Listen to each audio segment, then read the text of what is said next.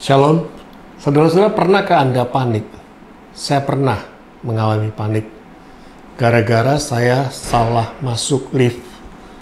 Pagi itu karena buru-buru ingin pulang ke rumah, maka saya asal masuk lift yang ada di depan dekat ruang opnam kamar saya. Saya baru sadar ketika ada di dalam, ternyata untuk mengaktifkan lift itu harus pakai kartu. Seketika saya diserang rasa panik. Perut saya mules, kemudian nafas saya juga memburu, denyut jantung juga iramanya lebih cepat. Dan kepanikan lalu mata saya melihat, memeriksa ruang yang ada di dalam lift. Tombol-tombol yang ada. Dan ketika saya balik badan, ternyata saya menemukan tombol-tombol lain. Dan rupanya lift itu terdiri dari dua pintu. Pintu yang satu pakai kartu, pintu yang satu lagi tidak pakai kartu, normal. Bersyukur bahwa saya bisa keluar dari lift. Tapi rasa panik itu membekas dalam diri saya. Sehingga saya tidak tenang dan saya kehilangan fokus untuk melakukan yang harusnya saya bisa lakukan. Kepanikan ini juga dialami oleh para murid. Kita akan baca Injil Tuhan Yesus Kristus menurut Matius pasal 8 ayat 25 sampai 26. Maka datanglah murid-muridnya membangunkan dia, katanya, "Tuhan, tolonglah kita binasa." Ia berkata kepada mereka, "Mengapa kamu takut, kamu yang kurang percaya?" Lalu bangunlah Yesus menghardik angin dan danau itu, maka danau itu menjadi teduh sekali. Angin ribut membuat para murid yang ada dalam perahu bersama dengan Yesus mengalami kepanikan. Angin ribut membuat perahu menjadi dipermainkan oleh gelombang.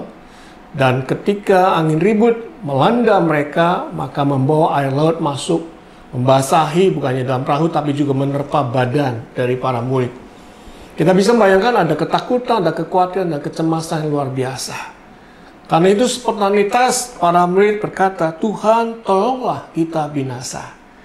Kita binasa, seolah mau mengatakan pada kita, jika kita tidak bisa menguasai kepanikan itu yang menutup mata iman kita, sehingga kita tidak melihat dan mengalami kehadiran Tuhan dalam hidup kita.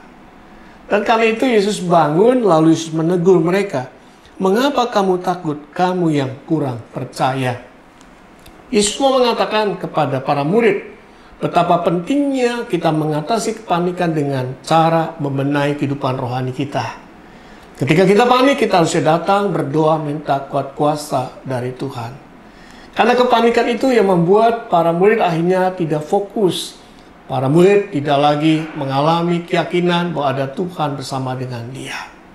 Karena itu Yesus di sini menghardik angin ribut yang ada, dan saat itu juga danau menjadi teduh sekali. Yang pertama, bahwa kita tidak bisa menghentikan persoalan yang membuat kita panik. Tapi kita bisa menghentikan kepanikan kalau kita datang meminta kuat kuasa dari Tuhan. Yang kedua, kita tidak bisa menghalau kuasa yang mendatangkan kepanikan buat kita. Tapi kita bisa mengatasi kuasa sebesar apapun jika kita percaya pada kuasa Tuhan yang bisa menghentikan kepanikan kita. Karena bersama dan di dalam Tuhan, maka kita akan mampu mengatasi kepanikan, dan kita akan diberikan ketenangan dan kedamaian dalam hidup ini kembali. Amin.